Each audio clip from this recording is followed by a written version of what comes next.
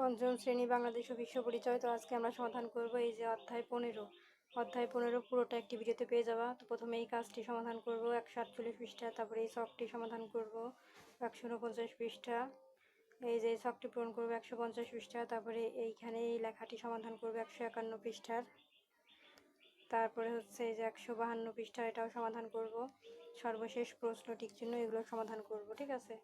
আর পরবর্তীতে আছে অধ্যায় 16। তো এটার ভিডিও দেখার জন্য অবশ্যই সাবস্ক্রাইব মাই চ্যানেল। তো চলো ভিডিওটি শুরু করি। তো দেখো ক নাম্বারে আছে জাবেদের আয় ও ব্যয়ের বিবরণী পড়ে নিচের ছকে তালিকাবদ্ধ করি।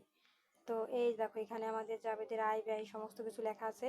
তো এখান থেকে আমরা হচ্ছে তাদের আয়ের বিবরণী একটু আয় কত সেটা এখানে লিখবো, খরচের বিবরণী লিখবো এবং খরচ এখানে লিখবো, সমান সমান মোট যোগ করে এখানে নামাবো, এবং ঘাটতি বা উদ্ধৃত আয় কত টাকা, মোট খরচ কত টাকা এখানে লিখবো, আর ঘাটতি বা উদ্ধৃত কত টাকা। তো চলো আমরা এখানে উত্তরগুলো লিখে দেখাই।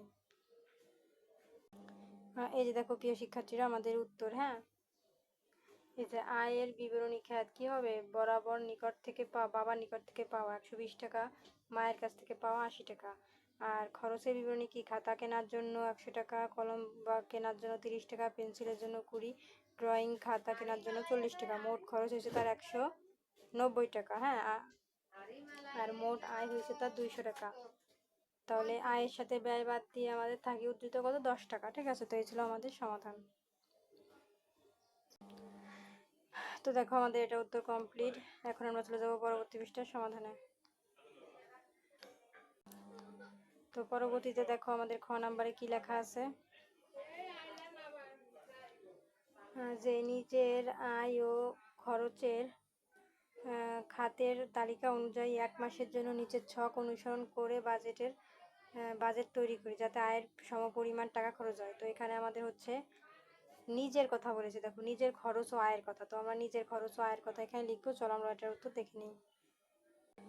তো প্রিয় শিক্ষার্থীরা এই যে দেখো আমাদের নিজের আয়ের খাত কোনগুলো, যে বাবার কাছ থেকে পাওয়া 200, মায়ের কাছ থেকে পাওয়া 100, বোনের কাছ থেকে পাওয়া 100। হ্যাঁ, আর খরচের বিবরণী কি, স্কুলের টিফিন 100, খাতার জন্য 100, কলমের জন্য 50, পেন্সিলের জন্য 50, যাতায়াতের জন্য 100। তাহলে মোট আমাদের খরচ হয়েছে 400 টাকা।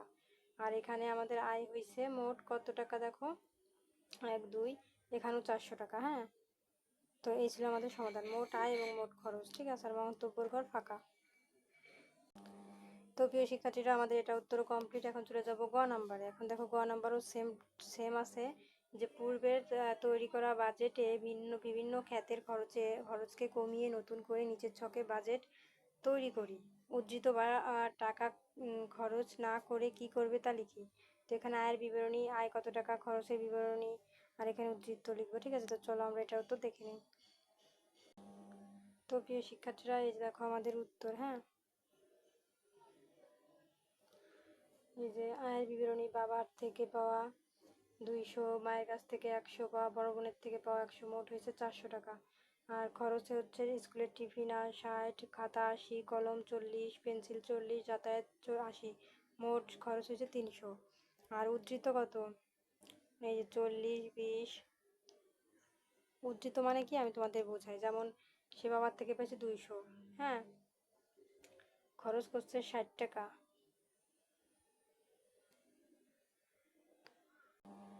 আর উদ্ধৃত রাখছে সে হচ্ছে 40 টাকা। আর এখানে 100 টাকা, কিন্তু খাতা কিনছে 80 টাকার, আর তাহলে রয়েছে কত তার কাছে, 20 টাকা। এখান থেকে 100 টাকা নিয়ে 40 টাকা সে হচ্ছে খরচ করছে, আর 10 টাকা সে এখান থেকে উদ্ধৃত রেখে দিছে। হ্যাঁ, তো এখানে মোট উদ্ধৃতের পরিমাণ, আর এখানে মোট সম্ভাব্য খরচের পরিমাণ 300। হ্যাঁ, আর উদ্ধৃতের পরিমাণ হচ্ছে 100 টাকা। আর মন্তব্য এখানে লিখছে যে টিফিনে অপ্রয়োজনীয় কিছু খাওয়া যাবে না, খাতার অপচয় করা যাবে না, এই ধরনের কিছু লিখে রাখছে। তো তোমরা এটা লিখে রাখো, ঠিক আছে। তো আমাদের এটা উত্তর কমপ্লিট। এখন চলে যাব পরবর্তী পৃষ্ঠার সমাধানে। তো এখানে বলেছে যে ছবিটি পর্যবেক্ষণ করে নিচের প্রশ্নগুলোর উত্তর লিখি। তো আমাদের উপরের এই ছবিটি আমরা দেখলাম, দেখার পরে লিখতে হবে যে ছবিটি কিসের, এই ঘরে লিখতে হবে এখানে মানুষ কয়টি লাইনে দাঁড়িয়ে আছে। তো চলো আমরা প্রত্যেকটার উত্তর লিখি। এই যে দেখো আমাদের উত্তর, ছবিটি কিসের, একটি ছবিটি ব্যাংকের আর্থিক লেনদেনের। এখানে মানুষ কয়টি লাইনে দাঁড়িয়ে আছে? উত্তর, এখানে মানুষ দুটি লাইনে দাঁড়িয়ে আছে।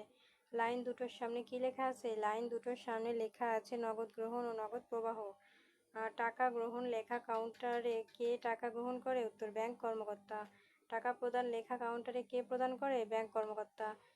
ব্যাংক প্রধানত কি কাজ করে? আর্থিক লেনদেন ও ঋণ প্রদান করে। তো দেখো আমাদের এটা উত্তর কমপ্লিট। এখন আমরা চলে যাব পরবর্তী পৃষ্ঠায়। তো দেখো আমাদের এখানে কি লেখা আছে।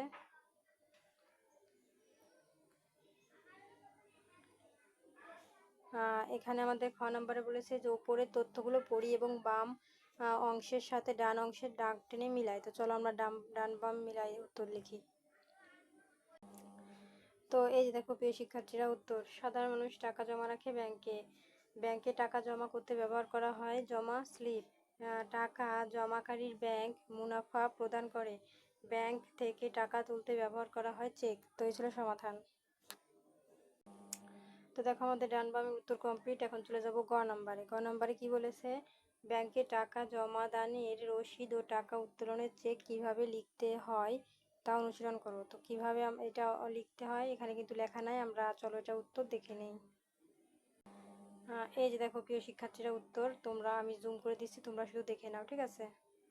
এই দেখো কিভাবে লিখতে হয়। তোমরা এটা এখানে যা যা লেখা আছে, আর বইয়ে তো ফাঁকা ঘর, তাহলে ফাঁকা ঘরে এখানে যা যা লেখা আছে লিখে নাও, ঠিক আছে?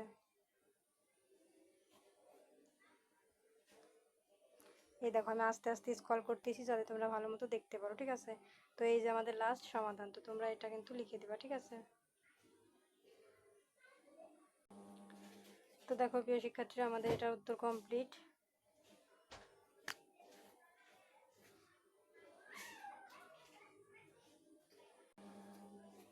তারপরে দেখো প্রিয় শিক্ষার্থীরা, আমাদের ঘ নম্বরে লেখা আছে যে ব্যাংকে টাকা জমা দান ও টাকা উত্তোলনের ভূমিকা অভিনয় করো।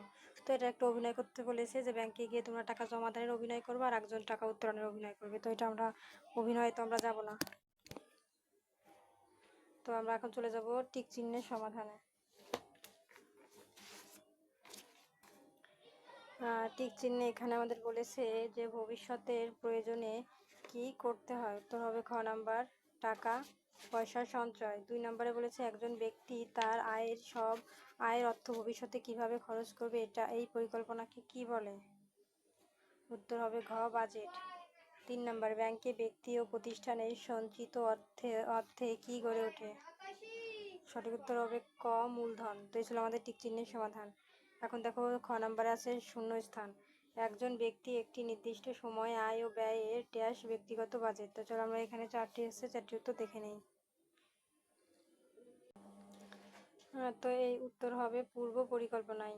2 নম্বর উত্তর হবে সঞ্চয়। 3 নম্বরে প্রশ্নে বলেছে ব্যাংক এক ধরনের প্রতিষ্ঠান। উত্তর হবে আর্থিক। 4 নম্বর বলেছে ব্যাংকে টাকা পয়সা সঞ্চয়ের বিনিময়ে ড্যাশ পাওয়া যায়। উত্তর হবে মুনাফা। তো আমাদের শূন্যস্থান উত্তর কমপ্লিট। এখন চলে যাব ডান বাম মিলকরণে। তো চলো আমরা ডান বামের উত্তরটি দেখে নেই। এই যে দেখো, ব্যাংকে টাকা জমা দেওয়ার জন্য রসিদ ব্যবহার করা হয়। ব্যাংকে থেকে টাকা উঠানোর জন্য চেক ব্যবহার করতে হয়। মুনাফা অর্জন করতে হলে ব্যাংকে টাকা জমা রাখতে হয়। তো এই ছিল আমাদের ডান বামের সমাধান। তো ডান বামের পরে চলে যাব সংক্ষিপ্ত প্রশ্ন। তিনটা আছে। একে বলেছে ব্যাংকে প্রধান কাজ কি কি। তো চলো আমরা তিনটা প্রশ্নের উত্তর দেখে নিই। এই যে উত্তর হবে ব্যাংকের প্রধান কাজ হলো ব্যক্তি ও বিভিন্ন প্রতিষ্ঠানের সঞ্চিত টাকার পুঁজি বা মূলধন গড়ে তোলা। তাছাড়া ব্যাংক ব্যবসায়ীদের টাকা ঋণ হিসেবে প্রদান করে, যা ব্যাংকে টাকা জমা রাখে তাদের মুনাফা দেয়। তো তোমরা ছোট করে লিখলেই তাই পর্যন্ত লিখে দিবা। তারপরে বলেছে ব্যক্তিগত বাজেট কি। উত্তর হবে ব্যক্তিগত বাজেট হলো একটি নির্দিষ্ট আয় থেকে কিভাবে খরচ হলো সেটির পরিকল্পনা। তো ছোট করে লিখলে এই পর্যন্ত লিখে দিবা, আর যদি বড় করে লিখতে চাও সংক্ষিপ্ত আরো বড় করে লিখতে পারো। আর 3 নম্বরে বলেছে সঞ্চয়ী হওয়ার সুবিধা কি। উত্তর সঞ্চয় হওয়ার সুবিধা হলো সঞ্চয়ের লক্ষ্যে মানুষ এমনভাবে বাজেট করে যাতে কিছু টাকা অর্জিত থাকে। তো চাইলে এই পর্যন্ত দিতে পারো, আর নাহলে পুরোটাও লিখতে পারো। তো দেখো আমাদের শূন্য সংক্ষিপ্ত প্রশ্ন কমপ্লিট। চলে যাবো বর্ণনামূলক প্রশ্ন। আছে এখানে একটি যে তুমি বাবার কাছ থেকে 80 টাকা, মায়ের কাছ থেকে 60 টাকা ও বড় বোনের কাছ থেকে 30 টাকা পেয়েছো। স্কুলের টিফিন, খাতা, কলম, পেন্সিল কেনার এই ব্যয় দেখিয়ে একটি ব্যক্তিগত বাজেট তৈরি করো। তো চলো আমরা এটা উত্তর লিখে নিই। তো দেখো, আমাদের একটা বাজেট তৈরি করতে বলেছে, আমরা তৈরি করেছি। এই যে বাবার থেকে পাওয়া 80 টাকা, মায়ের কাছ থেকে পাওয়া 60 টাকা, বড় ভাইয়ের কাছ থেকে পাওয়া 30 টাকা, সব মিলে আমাদের হয়েছে 170 টাকা। আর খরচ করেছি আমরা কত, 60 টাকা, খাতার জন্য 50, কলমের জন্য 30, পেন্সিলের জন্য 20 টাকা, মোট খরচ হয়েছে 160 টাকা। তো 170 থেকে 160 টাকা খরচ করলে থাকে 10 টাকা। তো এই ছিল আমাদের উত্তর, ঠিক আছে। তো দেখো প্রিয় শিক্ষার্থীরা, আমাদের এটা উত্তর কমপ্লিট। পরবর্তীতে অধ্যায় 16 এর ভিডিও দেখার জন্য অবশ্যই সাবস্ক্রাইব মাই চ্যানেল।